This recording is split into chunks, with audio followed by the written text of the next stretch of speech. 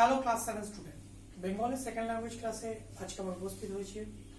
আজকে আমাদের পাঠ রচনা। তোমরা ফার্স্ট টাইমেও রচনা করে লিখেছিলে যারা, তোমরা জানো রচনা আমরা সিলেবাসে 3টে করে দিয়ে থাকি। এর মধ্যে পরীক্ষায় আমরা দিই 2টো করে, তার মধ্যে যে কোনো একটা লিখতে, অর্থাৎ রচনার ক্ষেত্রে একটা অপশন থাকে, অর্থাৎ 2টো রচনা দেওয়া হয়, তার মধ্যে যে কোনো একটি লিখতে হয়। তোমাদের সিলেবাসে 3টি রচনা আমরা দিয়েছি, ঠিক আছে? এর মধ্যে থেকে পরীক্ষার যে কোনো 2টি রচনা আসবে, তার মধ্যে থেকে যে কোনো একটি সিলেক্টিভ রচনা তোমাদের লিখতে হবে। রচনাগুলো কি কি আমরা একটু যদি আলোচনা করি। প্রথমেই রচনা 1 নম্বর,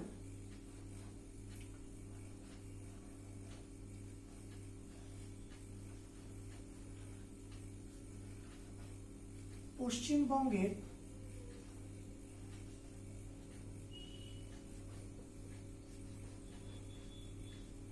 ঋতু বৈচিত্র্য।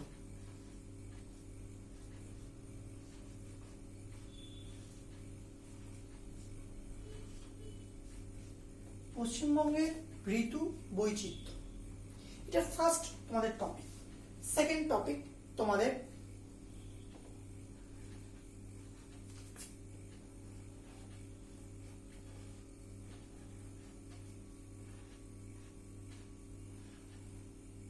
ভগিনী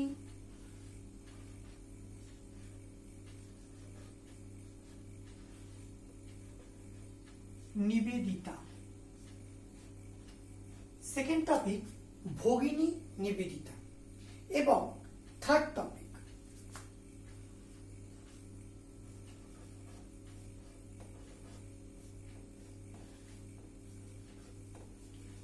মানবিক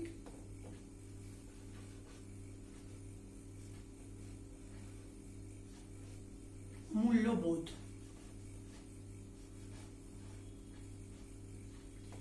এই 3টে টপিক তোমাদের দেওয়া হয়েছে।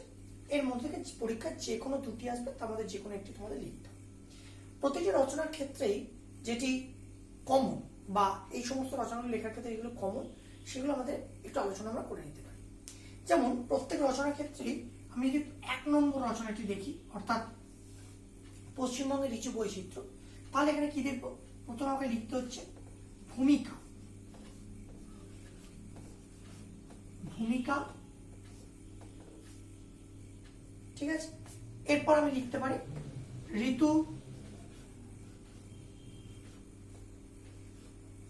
পরিচয় বলে একটা আমি পয়েন্ট করতে পারি, মানে কি কি ঋতু আমরা দেখতে পাই, ঋতু পরিচয়, ঋতুর পরিচয়।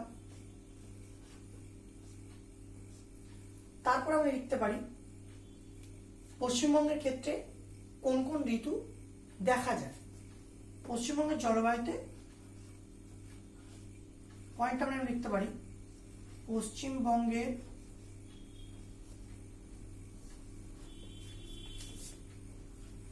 জলবায়ুতে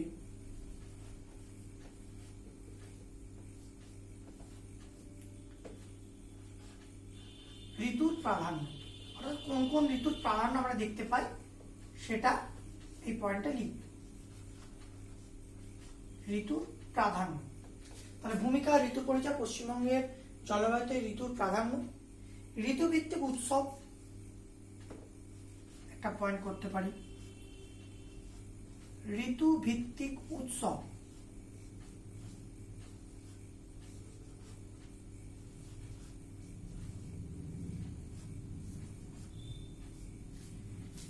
এর পরের পয়েন্ট আমরা রাখতে পারি প্রত্যেক ঋতুর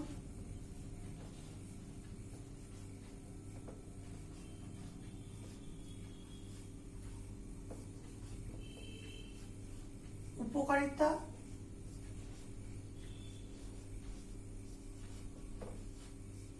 ও অপকারিতা।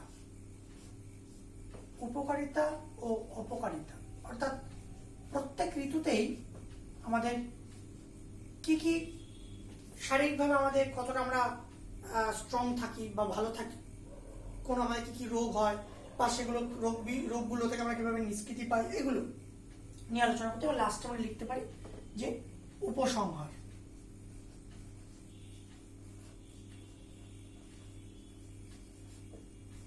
তাহলে এইভাবে আমরা প্রথম যে পয়েন্ট আছে সেটাকে আমরা প্রথমে এইভাবে লিখতে পারি যে ভূমিকা, ঋতুর পরিচয়, পশ্চিমবঙ্গের জলবায়ুতে ঋতুর প্রাধান্য, ঋতুভিত্তিক উৎসব, প্রত্যেক ঋতুর উপকারিতা অপকারিতা, লাস্ট উপসংহার। এইভাবে আমাদের একটা ক্লাস 7-এর ক্ষেত্রে আমরা এইভাবে ইউজ করতে পারি, পয়েন্টগুলোকে ভাগ করে নিতে পারি। এছাড়াও তোমাদের বইতে, পাঠ্য বইতে যে ধরনের রচনার যে পয়েন্টসগুলো আছে সেগুলোকে তোমরা ইউটিলাইজ করতে পারো, তবে আরেকটু বিশ্লেষণ ভিত্তিক, যেহেতু এই পয়েন্টগুলো একটু বিশ্লেষণ ভিত্তিক, এইভাবে লিখলে আরেকটু ভালো হয়। আমি বলছি না বইতে যেটা আছে সেটা ফলো করা যাবে না, সেটা করতেই পারো, তবে তার সাথে যদি মনে করো যে এই পয়েন্টগুলোকে ফলো করো তাহলে সেটাও করতে পারো। এরপর আমরা 2 নম্বরটা দেখে নেব। এরপর আমরা 2 নম্বর পয়েন্টটা দেখব, অর্থাৎ ভগ্নী নিবেদিতা। ভগ্নী নিবেদিতার ক্ষেত্রে আমরা কি করতে পারি, এখানে যেমন প্রথমে আমরা ভূমিকা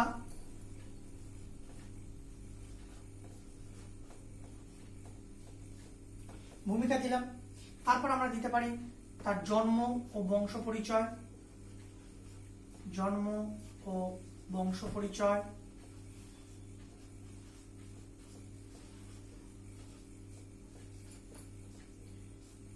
এরপর হচ্ছে শিক্ষা জীবন,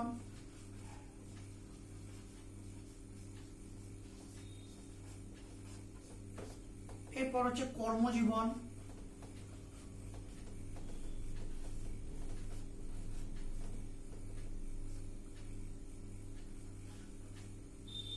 ভারতের সঙ্গে তার সম্পর্ক,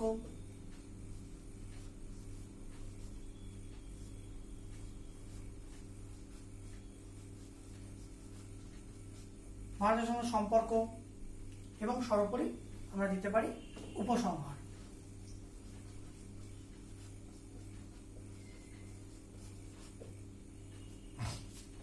তাহলে আমরা কি দেখলাম, প্রথমে ভূমিকা, জন্ম ও বংশ পরিচয়, শিক্ষা জীবন, কর্মজীবন, ভারতের সঙ্গে তার সম্পর্ক, উপসংহার। এই পয়েন্টগুলোকে ফলো আপ করে লিখলে লেখাটা অনেক বেশি সুন্দর হবে, অনেক বেশি ভালো হবে। এছাড়া তোমাদের বইতে যেটা আছে, বইয়ের পয়েন্টগুলো তোমরা ফলো করতে পারো, তাতে কোনো অসুবিধা নেই। আর এই পয়েন্টগুলোকে ফলো করে লিখলে তোমাদের লেখাটা আরেকটু বেটার হবে, আরেকটু ভালো হবে। ঠিক আছে, আমরা এবার থার্ড পয়েন্টটা দেখব। থার্ড পয়েন্ট অর্থাৎ মানবিক মূল্যবোধ। এক্ষেত্রেও আমরা যে যে পয়েন্টগুলোকে আমরা দেখতে পারি, যেমন হচ্ছে ভূমিকা, প্রথমেই ভূমিকা, তারপরের পয়েন্ট আমরা দিতে পারি মানবিক মূল্যবোধ কি বা কাকে বলে,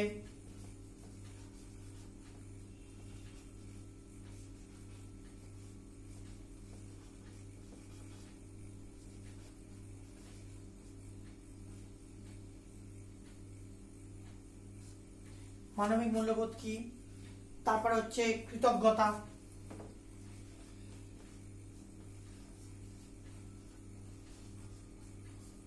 কৃতজ্ঞতা, আতিথেয়তা,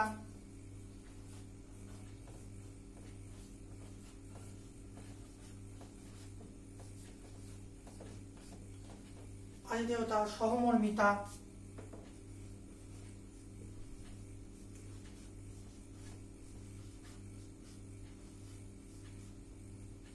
লাস্ট উপসংহার।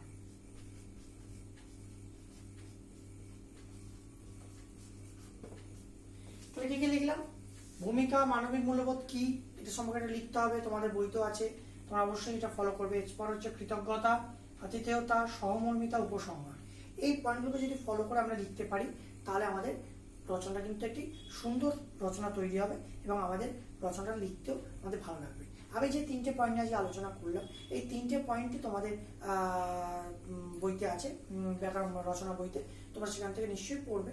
তোমরা চাইলেও অন্য কোনো বইয়ের সাহায্য নিতে পারো, তাতে আমার কোনো অসুবিধা নেই। তোমরা কিন্তু অবশ্যই এই রচনাগুলো ভালো করে ফলো আপ করবে, নিজের বাড়িতে প্র্যাকটিস করবে, তাহলে তোমাদের ধারণা অনেক বেশি স্পষ্ট হবে। ধন্যবাদ।